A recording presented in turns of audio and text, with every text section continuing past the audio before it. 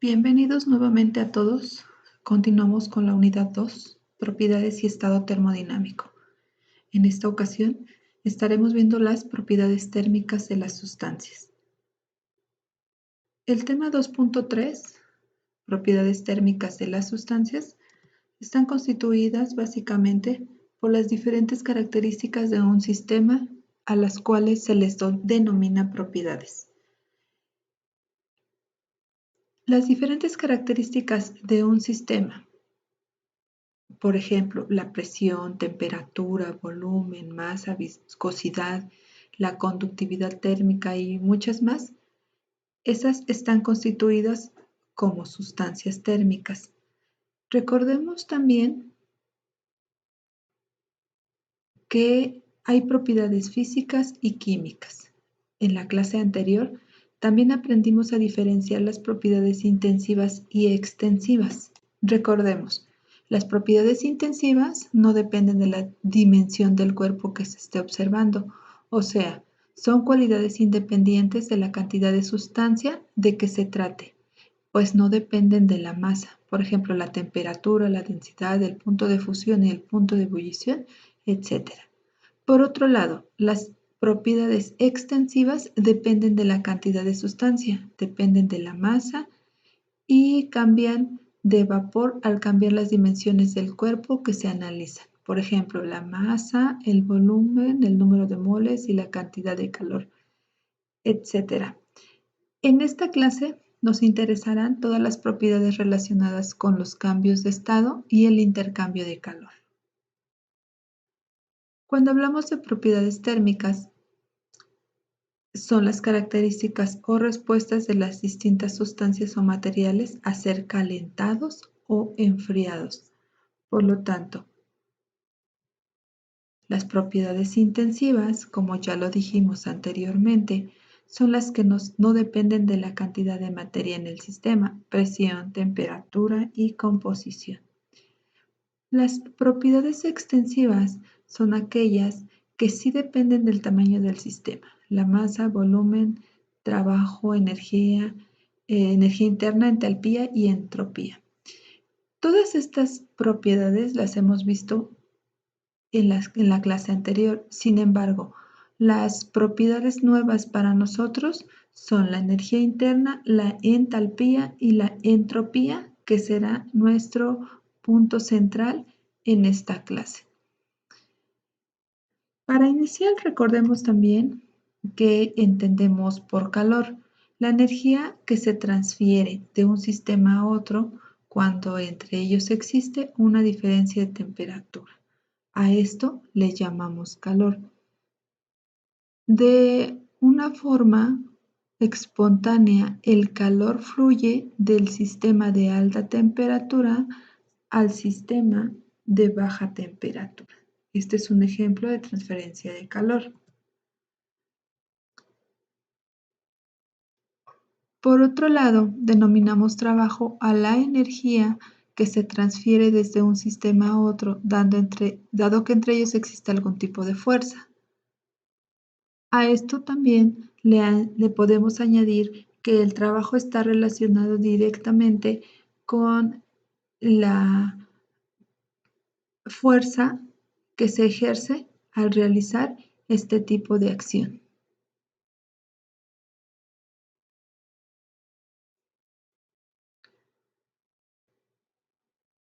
La energía interna de un sistema es la suma de todas las formas de energía de sus partículas, energía cinética de traslación, energía de rotación o la vibración y hasta la eléctrica. Todas estas energías conforman la energía interna de un sistema con muchas partículas. Por ejemplo, un gas no se puede calcular ya que no debemos conformar con calcular los cambios. En este caso, para ello utilizaremos el primer principio de la termodinámica, que se verá más adelante para calcular la energía interna. La energía interna es una función de estado. Sus cambios solo dependen de los estados inicial y final. La energía interna, como podemos ver en este ejemplo, tenemos una energía interna inicial, aplicamos calor o energía para transportarla a una energía interna final. Todo esto da un delta con U, que es una sumatoria de las energías. Está dado por U2 menos U1 más U1 menos U2, que es igual a 0. Otro tema muy importante es la entalpía. En termodinámica, entalpía proviene del griego entalpein y significa calentar, y se define como una propiedad termodinámica que no puede interpretarse físicamente y constituye una agrupación de propiedades que se presentan en el análisis termodinámico. La expresión matemática que define a la entalpía se dice que es la suma de la energía interna y el trabajo de flujo. Esta sería su expresión matemática, la U, energía interna. Recordemos que la entalpía está representada con la letra H, entonces, y por lo tanto, la expresión matemática de la entalpía se define como la suma de la energía interna y el trabajo de flujo. También podemos definir a la entalpía como la cantidad termodinámica equivalente al contenido de calor total en un sistema. La entalpía se define como la suma de la energía y se representa con E, más el producto de la presión, P, y el volumen con una B. En muchos análisis termodinámicos aparece la suma de la energía interna, que es la U, y el producto de la presión, P, y el volumen, que está dado por PV. Por lo tanto, es conveniente para dar a la combinación un nombre entalpía y su símbolo distintivo siempre será H. Presentamos un ejemplo para calcular la entalpía. Este es un pistón sin fricción. Interviene el calor y el cálculo de la entalpía. Dice, un pistón sin fricción se utiliza para proporcionar una presión constante de 500 kilopascales en un cilindro que contiene vapor de agua, es decir, un vapor sobrecalentado, de un volumen de 2 metros cúbicos a 500 grados Kelvin, sabiendo que existen 4.4 kilogramos de vapor. Aquí lo que se va a calcular es la temperatura final si se agregan 3000 kilojoules de calor. Podemos notar aquí la figura. Tenemos una P de 500 kilopascales. También tenemos una Q, trabajo relacionado con 3000 kilojoules. Iniciamos entonces determinando que nos manejan una temperatura en grados Kelvin. Lo primero que se debe hacer para utilizar las tablas de vapor que nos ayudarán a resolver el problema, pues es transformar estos 500 grados Kelvin a grados Celsius, ya que la tabla que vamos a utilizar pues está dada en grados Celsius. Si regresamos al problema, identificamos también, dice, las tablas de vapor y sabemos que la entalpía específica de dicho vapor es de 500 kilopascales y 500 grados Kelvin, que es aproximadamente de 2961.13. Si analizamos las tablas nuevamente, detectamos que tenemos una presión en kilopascales de 500 y una temperatura de 250 grados Celsius. ¿Por qué tomo 250 grados Celsius? Porque está dada, porque nuestro ejemplo está dado principalmente con una temperatura de 500 grados Kelvin que transformado a grados Celsius es 226.85. Cuando yo encuentro mi valor en grados Celsius de 500, está referido a 226.85, identifico en la tabla que no hay un 226. Entonces, como rebasa el 200, tomo prácticamente el siguiente valor de 250 y En esta parte de acá, la H significa entalpía. Entonces, este es el volumen específico, la H entalpía y la S entropía. Pero por esta ocasión, las tablas de vapor saturado me van a servir para un ejemplo de entalpía. Y mi valor que voy a utilizar en 500 kilopascales, perdón, en 500 grados Kelvin es de 2961.13. El análisis de las tablas me da como resultado 2961.13 kilojoules sobre kilogramos. Dado que en esta ocasión el valor tiene una densidad de 2.2 kilogramos sobre metros cúbicos, sabemos que equivale alrededor de 4.4 kilogramos de vapor en el pistón, en una entalpía de 2961.13. Vamos a realizar esta operación, 291.13 por el 4.4 kilogramos de vapor, y me da un resultado de 13.028 kilojoules. Pero ya aquí determinamos entonces mi valor de entalpía. Ahora lo que necesito es calcular la temperatura final si agregamos 3.000 kilojoules de calor. Aquí lo dice la figura y también el problema. Entonces, ¿qué hacemos acá? Utilizamos nuestra fórmula de entalpía, que Q es igual a H2 menos H1.